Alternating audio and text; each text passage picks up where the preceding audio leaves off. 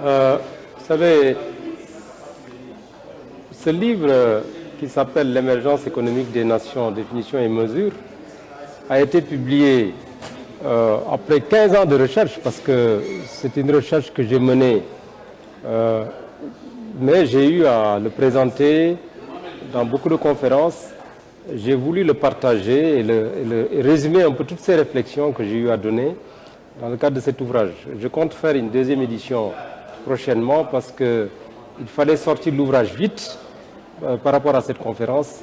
Maintenant, le contenu de ce livre, nous avons d'abord défini ce que c'est que le concept d'émergence. Parce qu'aujourd'hui, on utilise beaucoup le mot émergent, mais il n'y a pas de consensus.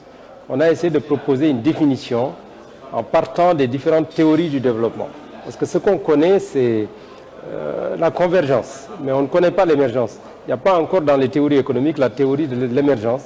Nous avons essayé de bâtir en Afrique une théorie de l'émergence.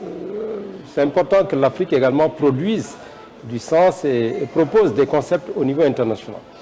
Le deuxième élément, c'est la mesure de l'émergence. Parce que si vous ne mesurez pas l'émergence, chaque pays peut se dire « je suis émergent ». Et vous ne pouvez pas arbitrer entre les différents pays dans leur proclamation.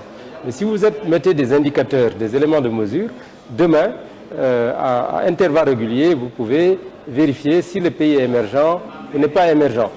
Il est possible également pour le pays d'identifier les éléments où le pays est faible, où il doit améliorer les choses pour pouvoir aller vers l'émergence. Donc c'est vraiment important.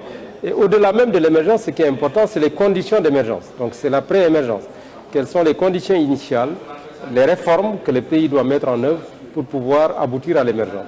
C'est ça l'intérêt de cet ouvrage qui a été publié à l'édition L'Harmattan au Sénégal.